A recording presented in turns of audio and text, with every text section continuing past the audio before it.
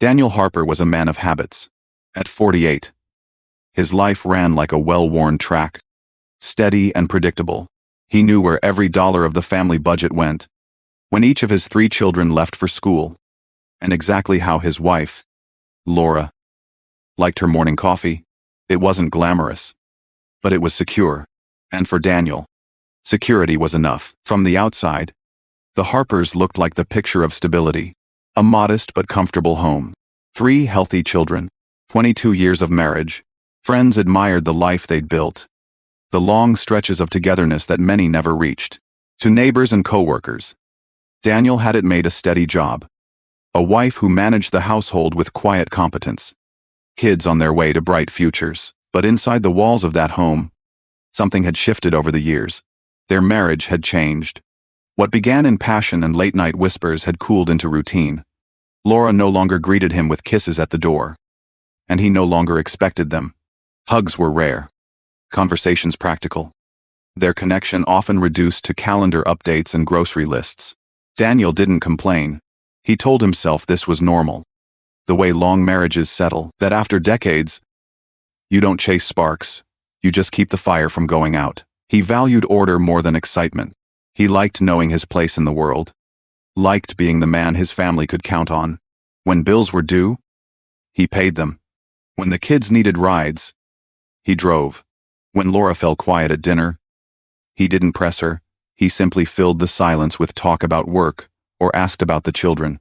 Predictability wasn't just how Daniel lived. It was how he believed a man kept his family safe. Still, in the quieter hours late at night, with the television off and the house dark, he sometimes wondered if this was what love was supposed to become. Not unhappiness, not conflict, but a kind of muted existence. A marriage that worked like a machine, functional, efficient, but void of warmth. He brushed the thought aside, reminding himself that every couple around his age must feel the same. Everyone's story was like his busy days. Kids growing up, affection replaced by duty. Why expect anything else? His youngest daughter, Emily, would sometimes curl up beside him on the couch and ask if he remembered when he and Mom used to dance in the kitchen. He'd smile and say yes, though the memory felt distant, almost like it belonged to another man. He believed the changes in Laura were natural. She had given decades to raising their children, keeping their home, surviving the daily grind. Who wouldn't grow quieter over time? For Daniel, this was life. Solid. Predictably. A foundation he thought would last untouched. But life has a way of whispering warnings before shouting truths. And sometimes, the smallest details, a perfume out of place, a credit card charge that doesn't fit, a look that lingers too long, can become the cracks that split a life wide open. It was Emily, the youngest of the Harper children, who noticed first. At 16, she had her mother's eyes and her father's sharpness. She was the kind of girl who didn't miss much, who picked up on small shifts in tone, changes in mood, details most adults ignored. One afternoon while helping her mother fold laundry, Emily's hand paused on a dress. It wasn't like anything Laura usually wore. The fabric was sleek, the cut shorter, more form-fitting. A dress that seemed meant for a night out, not a mother of 3 running errands. Emily tilted her head and asked casually, "When did you get this?" Laura smiled quickly, a little too quickly, and said she was just modernizing her wardrobe. Emily didn't argue, but the thought stuck. A few days later, another detail caught her attention. A scent followed her mother down the hallway in the evenings. Something unfamiliar and sharp. Not the light floral perfume Laura wore on Sundays, but something bolder, heavier, almost intoxicating. Emily lingered in the doorway one night after her mom came home late from work and noticed how the perfume filled the air like a stranger's presence inside the house. Then came the lipstick, a bright, daring red she found in the bathroom drawer, next to Laura's usual muted shades. Emily had never seen her wear a color like that. She picked it up, rolled it in her fingers, and thought of how different her mother might look with it. She said nothing, but her unease grew. Emily wasn't sure if she was imagining things. Maybe her mom was just trying to feel younger again. Maybe she was simply changing. But something about the way Laura avoided questions, the way she brushed off curiosity, made Emily's chest tighten. One evening, when Daniel was sitting at the kitchen table, going over his notes from work, Emily finally spoke. She leaned against the counter and said, almost carefully, "Dad, have you noticed Mom's been different lately?" Daniel looked up from his papers. Different how? Emily hesitated, then listed it off: the new clothes, the perfume, the lipstick. She added quietly, "It doesn't feel like her." Daniel chuckled softly, trying to wave it away. "Your mom's allowed to change things up. Maybe she just wants to feel pretty again." But Emily's eyes stayed serious. Searching his face, he patted her hand, thanked her, and told her not to worry. Still, her words planted a seed he couldn't shake. Days later, the seed sprouted in the most ordinary way: an email.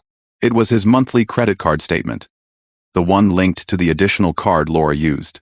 Daniel scanned the charges absent-mindedly, until a few lines snagged his attention. A restaurant bill expensive, far above what Laura usually spent on a Tuesday afternoon. Another from a florist. Not the one in their neighborhood but across town. Small purchases scattered here and there. But when he looked closer, a pattern formed. It wasn't random. It wasn't careless grocery runs or household needs. It was deliberate. Daniel sat back in his chair, staring at the screen as if it had betrayed him itself. His chest tightened. His stomach dropped. He thought of the dress, the perfume, the lipstick. All the details Emily had whispered now blared like alarms. He tried to breathe, but the air in the kitchen felt heavier. Every ordinary thing, the ticking clock on the wall, the hum of the refrigerator suddenly seemed dangerous, like the world around him had been rearranged. For 22 years, Daniel had believed in the safety of routine, in the comfort of knowing. But now, with just a few receipts and a daughter's suspicions, he realized the life he thought was solid might already be breaking apart. And in that moment, one truth became clear: when betrayal enters a home, it doesn't knock loudly at the door. It slips in quietly, disguised in the smallest shadows. After the credit card statement, Daniel couldn't look at Laura the same way. Every small movement became a clue. Every silence, a puzzle piece. At dinner, he noticed the way her phone rested closer to her hand than her fork. She would glance down, her lips pressing into a faint smile. Then, slip the device screen down on the table. He listened carefully to her tone, the way she asked about his day without waiting for the answer, how she laughed lightly at messages that never reached him. For most of his marriage, Daniel never doubted her. He trusted her word, her choices, the life they built together. Now he found himself studying her the way a detective studies a suspect, measuring pauses, cataloging expressions, dissecting every shift in her voice. The more he watched, the more he remembered. Images came back like old photographs pulled from a drawer, sharp at first, then fading at the edges.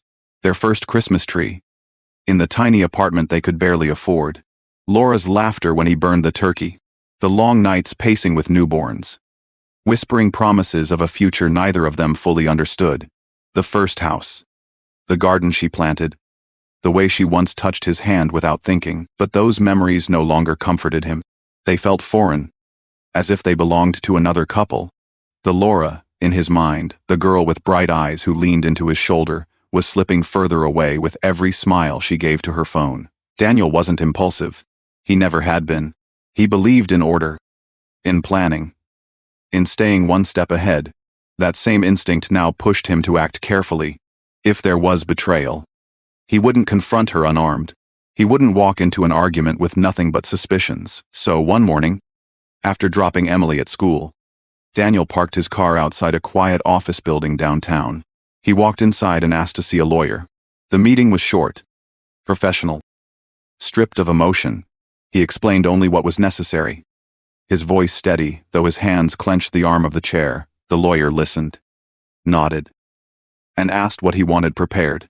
Daniel's request was precise: 3 documents, a separation agreement, a post-nuptial contract, and divorce papers. Not because he had decided which path to take, not yet, but because he knew he needed protection before the storm broke. The lawyer assured him the papers would be ready within days.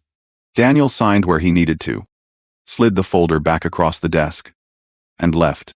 No dramatic speeches, no tears, Just quiet preparation. The kind a man makes when he senses his world shifting beneath him. That evening, as Laura stirred a pot on the stove and Emily worked on homework at the table, Daniel sat silently, watching the scene unfold like a play he no longer belonged to. He thought about the papers soon to arrive, sitting in envelopes with his name on them. He imagined placing them on the bed one night, the way truth is sometimes revealed, not with shouting, but with signatures. He didn't want to believe he'd ever need them, but he couldn't ignore what his gut screamed.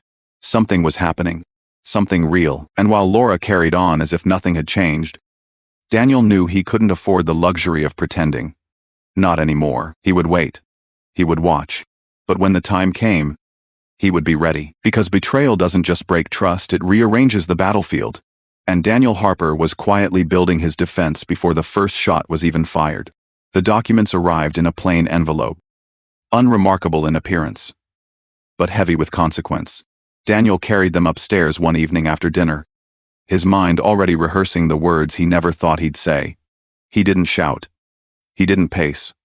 He simply placed the 3 sets of papers on the bed where Laura couldn't miss them. When she walked in, towel draped around her shoulders, she froze. Her eyes flicked to the papers, then back to his face. He didn't make her wait. His voice was calm, almost too calm. The way a man sounds when his heart is breaking, but his resolve is already set. Is there someone else? The question landed like a stone in water, rippling through the room. Laura blinked, startled, then forced a laugh. She called him paranoid, said he was imagining things. She even tried to brush it off with a smile that didn't quite reach her eyes. But Daniel didn't look away. He repeated the question, slower this time. His gaze locked on hers. No anger in his tone. No theatrics. Just quiet demand. Her smile faltered. She shifted her weight, as if the air itself had become heavier. Silence spread between them, thick and suffocating. She opened her mouth once, twice, but no words came. And in that silence, Daniel already had his answer. Finally, almost as if the word burned her lips, she whispered Mark Weston. The name struck like a hammer. Daniel knew it. A colleague from her office. Divorced. Easy charm. The kind of man who leaned too close at corporate dinners. Daniel remembered Laura mentioning him months ago, praising his humor, his intelligence. At the time, Daniel thought nothing of it. Now the pieces clicked into place with brutal clarity. His chest tightened, but his face stayed firm. How far? He asked. Laura's eyes filled, her voice trembling. She insisted it wasn't what he thought. Said it was emotional talks at work that turned into lunches. Lunches that turned into touches. Hugs that lingered too long. Kisses stolen in quiet corners. She swore they had nearly crossed the line once, but guilt stopped her. To her, guilt was a boundary she clung to, as proof that she hadn't truly betrayed him. But to Daniel, the betrayal happened long before guilt stepped in. It wasn't the touches or the kisses that shattered him. It was the choice to give another man the intimacy she withheld from her husband. It was the laughter she once saved for him, now handed freely to someone else. As she spoke, her words tumbled into excuses, loneliness, invisibility, the ache of children growing up and leaving her behind. She said she needed to feel desired again, that she lost herself somewhere in the years of diapers, bills, and silent dinners. Daniel listened, but the justifications rang hollow. His mind replayed the credit card charges, the perfume in the hallway, the faint smile over a glowing phone. He thought of Emily, already wise enough to sense what her father tried to deny. When Laura's voice trailed off, the room fell silent again. Daniel reached for the papers, stacked them neatly, and set them back on the dresser. He didn't raise his voice. He didn't demand tears or promises. He simply looked at the woman he had loved for more than 2 decades and realized that the life they built together had shifted into something unrecognizable. The truth was out now, spoken, named, Mark Weston. And once a name is attached to betrayal, there is no way back to ignorance. No comfort in denial. For Daniel Harper, the question was no longer whether his wife had crossed a line. It was whether he could ever live with the knowledge that she wanted to. After that night, Daniel withdrew. He moved like a man half present in his own home. By day, he went to work, numbers and meetings dulling the noise in his head. By evening, He locked himself in the office, claiming reports to finish, when in truth, he simply needed the walls to shield him. Laura tried at first to bridge the distance. Her knocks on the door were gentle, her voice careful. But when he didn't answer, she stopped coming. Instead, her words arrived in messages that lit his phone late into the night. The texts began with apologies. I was lost. I made a mistake. Then came explanations, her feeling invisible. The years draining her spirit. The foolish need to know she could still turn heads. Excuses wrapped in emotion, tumbling across the screen like broken glass. But what struck Daniel most was not the content, but the persistence. The messages never stopped. Each one carried the same plea. Dressed in different words. Please don't erase me from your life. He read them. Sometimes twice. Sometimes not at all. He rarely responded. When he did, the answers were brief. Not now. I need time. Even those felt too heavy on his tongue. Days stretched into a strange rhythm of silence and typed confessions. The house kept running, meals cooked, laundry folded. Kids ferried between school and friends, but beneath the ordinary, a battle raged unseen. Then, one afternoon, Daniel came home to find an envelope on the kitchen table, not hidden, not slipped away, but placed squarely where he would see it. Inside were the 3 documents he had asked the lawyer to prepare: the separation agreement, the post-nuptial contract, the divorce papers. Each page bore Laura's signature, her name written with deliberate strokes, as if she had decided to strip herself of argument and stand naked in the truth. But what caught him more than the signatures was the folded sheet attached, a handwritten note. Short, her script uneven but clear. She admitted what he already knew, that emptiness drove her choices, that she allowed loneliness to speak louder than loyalty, that she mistook desire for salvation, and in doing so, betrayed the very man who had carried her through the hardest years of her life. Then came the words that stopped him cold. I will give up everything: house, car, even my name if that is the price. The only thing I ask is one last chance to still be part of your life. It wasn't defiance. It wasn't denial. For the first time since the storm began, Daniel saw something else in her surrender, not the kind born from weakness, but the raw acknowledgement of defeat. She was no longer fighting to justify, no longer twisting the truth to make it smaller. She had put down every weapon, every excuse, and stood before him stripped of defenses. Daniel sat at the table with the note in his hand. The signed document spread before him. A week earlier, he had imagined this moment with grim satisfaction. Proof, closure, an end written in ink. But now, staring at her surrender, he felt no triumph, only the heavy weight of choice. For 22 years, he had known Laura as his wife, his partner, the mother of his children. Now, he saw her as something else, a woman admitting her own ruin, yet still reaching, however faintly, for the man she had once promised forever. And in that moment, Daniel Harper realized the battle was no longer about betrayal alone. It was about what came next, whether surrender could open a door to something worth saving, or whether it was simply the quiet end of everything they had been. Life under the Harper roof did not collapse overnight. The lights still came on each morning. The coffee still brewed. The children still left for school on time, but everything felt different. As if the air itself carried a weight too heavy to ignore. Daniel and Laura now slept in separate rooms. The hallway between them became a border crossed only out of necessity, never out of desire. At breakfast, words were scarce.